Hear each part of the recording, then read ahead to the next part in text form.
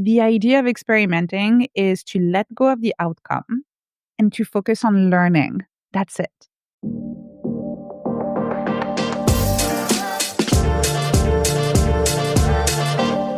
Welcome back. Today we have part 2 of my conversation with Anne-Laure Le Cunff, the neuroscientist, entrepreneur, and one of the most original thinkers on how we learn and grow and create. She left a high-power job at Google to study neuroscience, and now she conducts research into neuroscience of learning and curiosity at King's College London. She's also the founder of Nest Labs, a company that helps people think better and live more intentionally. Her work blends science and creativity and practical tools that challenge a lot of current myths, like the myth of the perfect linear path. I read her book, Tiny Experiments, recently and was so excited to have her on the show. If you haven't listened to part 1, be sure to go back and listen to part 1 after you listen to this one. You can do it out of order. It's okay. I won't tell anybody. You do it how you want to do it. Just don't miss it, because she is delightful. She is brilliant, and I'm so excited to have her on. I love in your book, you talk about the flaw of linear goals.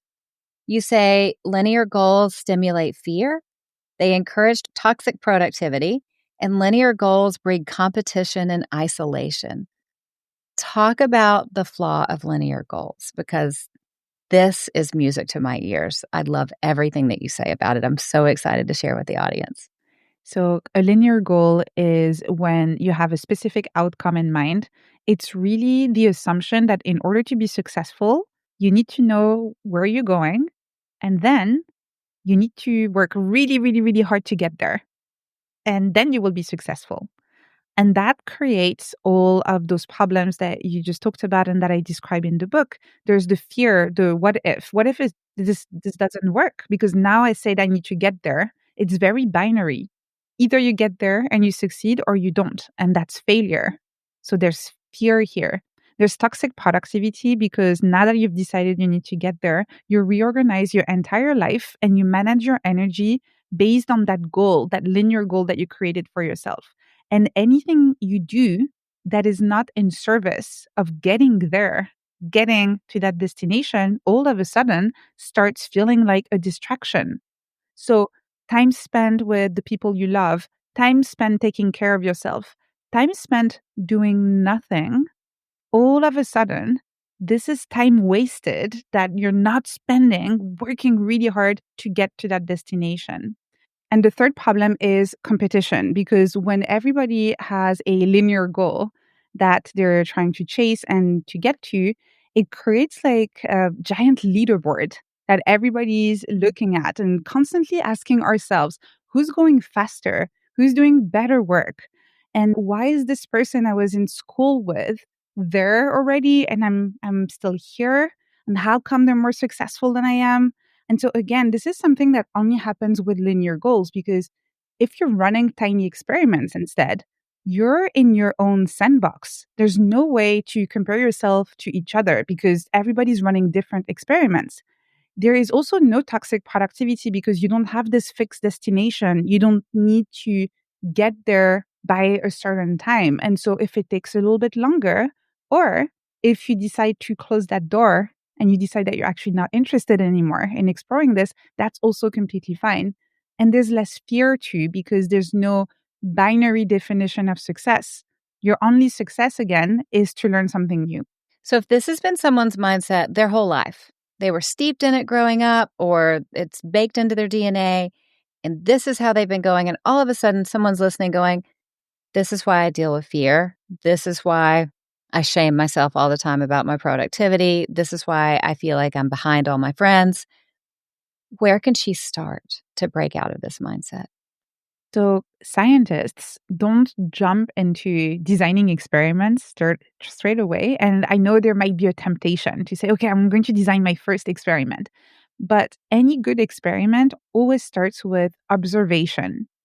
In order to be able to imagine what could be different in your life or in your work, you need to understand what is, how things currently are. What is the current situation? A little exercise, which is very easy, very gentle, is to simply spend a little bit of time observing your current life and your current work, how you spend your energy, what gives you energy, what drains your energy, the things you're curious about, the things you're excited about.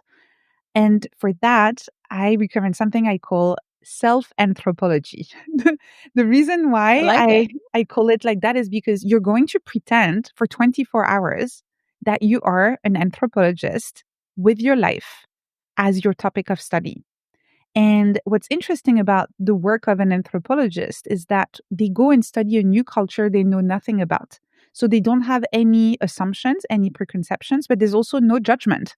They're just observing and they're asking questions like, why do they do those things? Why do they care about that? Why do they spend so much time and energy working on this? Why do they communicate like that? No judgment, just observation. If you do that for 24 hours with your own life, just again asking yourself, why do I care so much about this? Why do I spend my time doing that? Why do I always start my day like this and finish my day like that? Without any judgment, just noticing those patterns, I guarantee you, you will start asking the other side of that coin the questions of, okay, but could it be different? Is there anything that I'm currently doing on autopilot without thinking that could be different? Is there a door I could open here? And this is how you design your first tiny experiment. It could be as simple as experimenting with your morning routine. It could be experimenting with the way you run your meetings at work. It could be experimenting with the way you commute to and back from work. It could be experimenting with the way you eat or really the way you create, the way you learn, anything you feel like you've been doing by following a script is something that you can start questioning and experimenting around. I did this after I read your book, and I struggled to do it for a full 24 hours. So I did it loosely for a week instead. Yes. And there were so many, I love to optimize life. I love to do things new. I love to do little experiments. So there was tons of little ways for me to optimize my week and mostly my energy during the week because I would notice how I felt at different days during the week in different situations and go, well, why am I doing it this way? Why can't I do it in a different way that could be easier? And I did some experiments with my time and discovered some things that I liked and some things I really didn't like. And again, I'm opening the door and closing the door, but I'm much happier and have better energy now from watching myself for a week. It's such a great idea. Yeah. And what's amazing with the way you describe it, and this is why it works, is that the changes you made, there's no way I would come and ask you what changes you made and just copy paste these to my own life. That Mhm. would not work. And unfortunately, a lot of the personal development frameworks that you have out there, a lot of them outdated from the 60s, 70s, 80s, are very, again, copy paste. They tell you this is how you design a morning routine, and this is how you're supposed to organize your time, and this is how you use a task list, a to-do list in order to be productive. And then a lot of us try to apply those frameworks, those techniques. Mhm. They don't work. And again, what do? We don't think there's a problem with the framework. We think we're the problem because these frameworks have apparently worked for millions of people. And so if it doesn't work for us, we must be doing something wrong.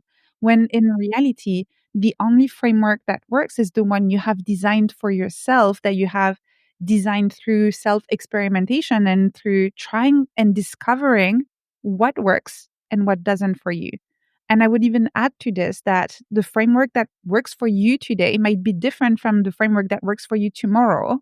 And that this is why you want to keep on paying attention, listening to yourself, observing your life, observing your levels of energy and experimenting so you can keep on tweaking your framework based on your own life, your priorities, your constraints. It's why whenever I've been able to speak to a mentor or someone that's been massively successful in business, I never say, well, what's the framework for step by step how you did it? Because it's irrelevant to me. I want to know, what did you do that went badly?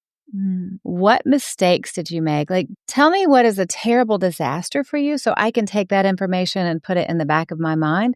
But don't tell me step by step how you did it.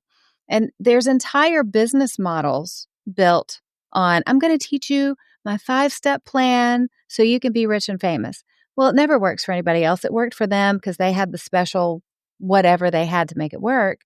And you're right. People will buy into that and then they'll blame themselves. They'll never realize the framework wasn't transferable to somebody else. Yeah. And I think that's why we are all responsible when we become successful using our own framework, going through our own journey, through our own path, to not fall prey to this and then tell people, here's a recipe you can copy paste. I think this is why I really enjoy following and learning from entrepreneurs that have this radical honesty of saying, here are the things that help me, and they might not all work for you. I'm sharing the different things that work for me and Mhm. also the circumstances in which these applied and these worked for me. And out of those 5 different tools or principles that have been helpful for me, maybe only 2 of them are going to be applicable for you. And you should try them and you should only keep what works for you. And yeah, I just wish more entrepreneurs who are successful had this kind of radical honesty of, yes, trying to elevate other people and helping them also achieve their own dreams, but really being transparent about the fact that there is no perfect recipe you can just copy paste. Yeah, because behind the scenes, for most entrepreneurs, it's a bit of a mess. Yes. We can we can gain quite a bit of success and then go, "Oh, it's a simple 5-step plan." But it's a mess in the meantime. We're figuring it out. Okay, so I want to talk about creativity and rest. So you've studied how rest will fuel creativity. It has in my life. What's the difference between real rest and zoning out? So with zoning out, you're actually not giving your brain an actual break. So we've all done that. I still do it quite often when I'm anxious. It's usually a sign of anxiety for me. Being on the sofa, scrolling on social media, or binge watching a show I don't actually care about. What I'm trying to do when I do that, and this is what we do when we zone out, is trying to turn off the thinking part of the brain, the one that's anxious, that's overthinking, over planning, trying to control. And so it helps in terms of in the short term, it's like putting a band aid without really fixing the issue. And so we feel like we might be resting, but we're not. Because in the back of our mind, our brain is still trying to figure out what's going to happen. The fear is still here, the anxiety is still here. Actual rest requires full disconnection. So that means actually, if like me, you struggle a little bit with phone addiction, that means leaving your phone in another room. So when you go to your bedroom and you say, I'm going to go to bed tonight or I'm taking a nap, leaving your phone in another room and fully disconnecting. That means actually maybe going and sitting on a bench in a park with a book and same like having your phone in your bag and not having easy access to it. That means listening to music without doing 1,000 other things at the same time. Yeah. Or even just listening to a podcast you like, but not doing it while cooking and cleaning and doing everything else. Like just really taking time to recharge your batteries and not doing it in a way where you're just trying to ignore or bury any kind of anxiety. So that's the real difference. And we know it. I can give you that explanation, but in reality, most people can tell the difference. And you can tell afterwards if you've been for 2 hours on your sofa scrolling on social media versus you took an actual break, an actual nap. You can tell the difference. We know the difference. And so the trick is not really in knowing the difference because most of us do at an intuitive level. It's really figuring out systems for us that work where we can transform that knowledge into actual action. Because it's no secret that the more we scroll, the worse we feel. I put one of the first studies that proved that it was about Facebook back then. I wrote it in 2014. It was a 2016 book. I put it in that book. The more time we spend on social media, the worse we feel. We know it, but everyone still does it. So, as a neuroscientist, if we know something is going to make us feel worse, how do we stop doing it? What you're talking about really is addiction. It's addiction. That's literally what it is. When we know something is bad for us, but it's giving us a temporary relief that we know we're going to have to pay for, but later, that's addiction. That's the same kind of addiction you have with sugar, with alcohol, with cigarettes. It's exactly the same thing with social media. And so what works for other types of addictions. And what helps with social media also, but very few of us are actually willing to do it, and it's very hard to do it, is that you actually need a few days with a clean break. And most people who manage to really get rid of that social media addiction, they have to delete the apps from their phone for at least a few days, for a week, no access. It's really a detox. You have to break the habit loop that we have, where our brain says anxiety and we use social media as a coping mechanism. And so you need to create new loops, new habit loops. But for those new habit loops to be created, of maybe taking a walk, meditating, stretching, making yourself a nice salad, calling a friend, or whatever, for you to be able to create those new healthy loops, you need to make space for them. And that means removing the current loops that you have with social media. So Yeah. this works. It works. It's absolutely works. Social media detox, like really removing the apps from your phone for a little bit, works, but it doesn't mean it's easy to do it. It's kind of like I've noticed when I've spent too much time scrolling, picking up a book I love, tiny experiments, and going, I'm going to read this book. The first 10 or 15 minutes, my brain will want to stop reading and pick up my phone because it's easier. And I have to say, for 15 minutes, I'm going to do this thing, whatever it is, reading a book, something that involves my brain actually working. And I have to know I'm going to feel resistance to it for 15 minutes. But once I hit the 15-minute or so mark, healthy dopamine kicks in and I can read for an hour. But if we give up in that first 15 minutes, we're done for. Yeah. That's why creating a bit of friction is helpful. So, as I said, number one tip, anyone can do it, is anytime you want to actually rest or engage your brain in a healthier way with a book, for example, phone in another room. You will thank yourself later. Because if you need to get up and go and get it in another room, you're more likely to keep on reading your book rather than picking it up if it's just next to you. So that's one thing. Second, lots of apps also, if you don't want to go to the extreme, or maybe you have the kind of work where you actually need to have those apps on your phone, you Mm-hmm. actually have a lot of tools now that allow you to either have to solve a puzzle or to write down why you're opening the app. So you actually have to say, I'm currently opening Instagram because my social media manager asked me to check that reel, that da, da, da. And then you hit enter, and then you can open Instagram. Very often that allows you to not automatically open the apps, because we do that very often. We might be a bit bored, a bit anxious, not quite sure, waiting for someone to arrive at a meeting, and we just open Instagram when we don't have to. We could actually rest our eyes and look around and maybe look at the trees through the window, do that for 10 seconds. That's better for our brain than opening Instagram. And so a bit of friction. Think friction and ask yourself, what are ways where I can add a little bit of friction between my automatic need to cope with anxiety or boredom with social media and opening it? What kind of friction can I create? I like that. That's brilliant. Okay, shifting gears a little bit. I am 48 years old. A lot of women who are similar to myself in age, midlife. There is our mother's generation, our grandmother's generation, where we hit midlife and it was just a slow decline. This is what's expected. I would love to hear from a neuroscientist perspective how we keep our brains healthy, how we make sure our second half of life is as exciting and full as our first half, and we don't get stuck into the slow decline, the thinking that our second half of life isn't going to be even better than our first half.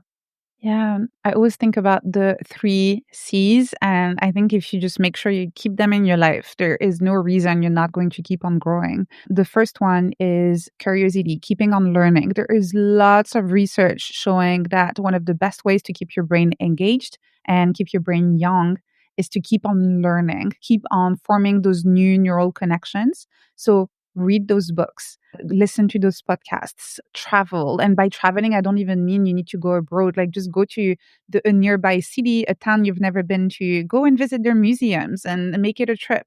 Go and learn new things. And especially if you have children, you're very lucky because you have at home your R&D department that's going to teach you all of the new things. Because very often we don't know what we don't know. When you have children, they will tell you everything you don't know. And you can use that not as a negative thing, feeling like, oh, I can't believe I don't know all of those new technologies and how fast the world is changing. You can see that as an opportunity to keep on engaging your brain. And so maybe that could be a tiny experiment. You could Mm. ask once a week to your kids, what's one new thing you learned this week?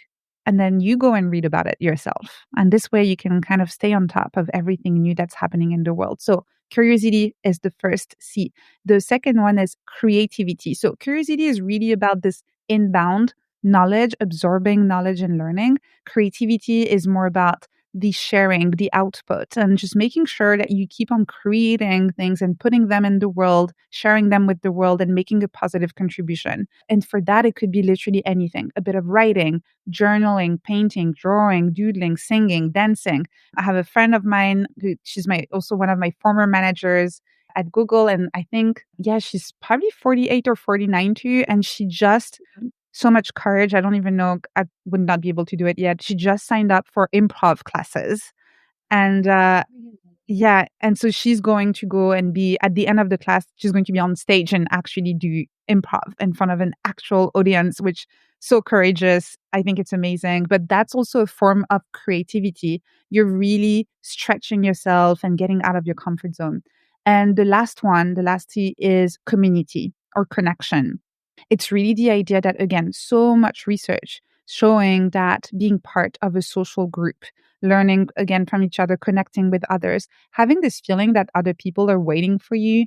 There's a famous study, for example, showing that church plays an important role in lots of communities in that way because people know that every Sunday people are expecting to see each other at church. And if they don't, then maybe they have a phone call saying, how are you doing? Where were you? How come you didn't come?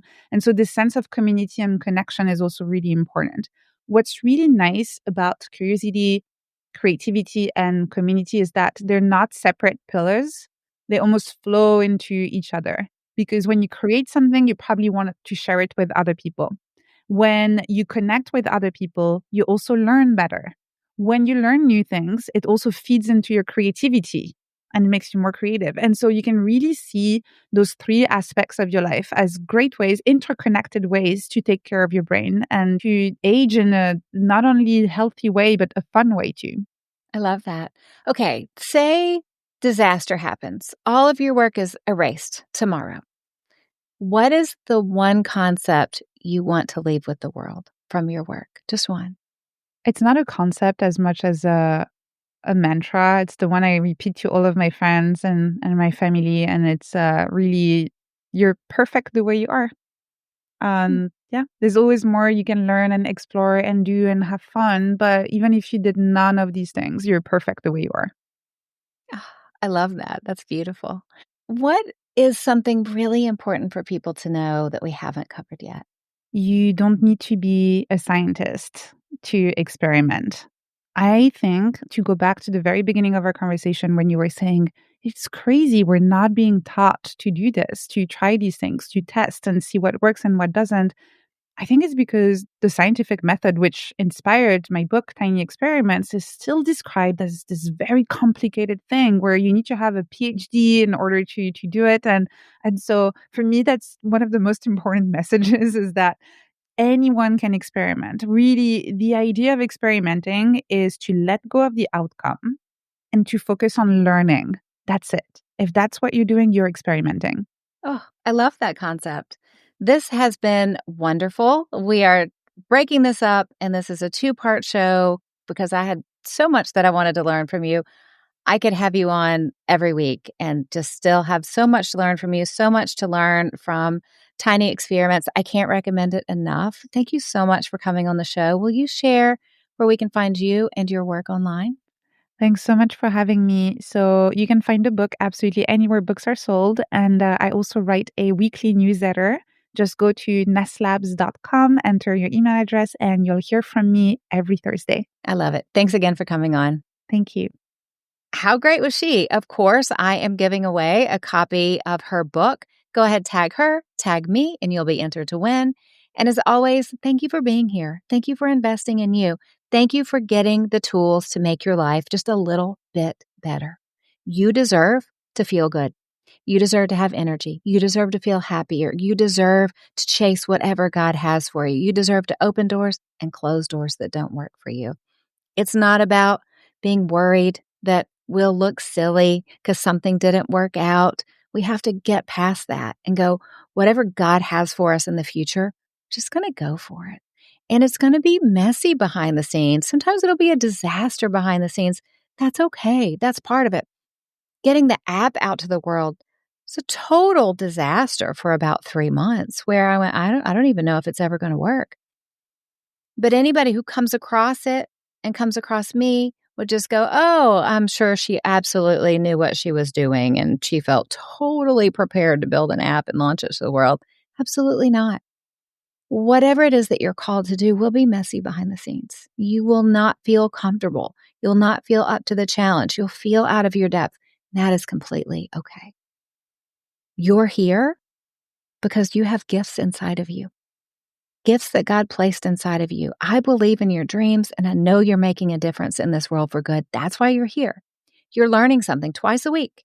You're growing. You're building a healthier, stronger, more joyful life one step at a time. So let me remind you, you're stronger than you think. You're smarter than you give yourself credit for, and you're braver than you feel in the hard moments. And the best part is you are just getting started. It is my joy to get to coach you, to get to cheer you on, and remind you that with God, you have what it takes. So keep stepping up, keep showing up and loving well, because you know the truth. You cannot break a woman who gets her strength from God. I hope you have a great day and talk to you again soon. Okay, it's okay. Go ahead. We got it. And we're out. Cut.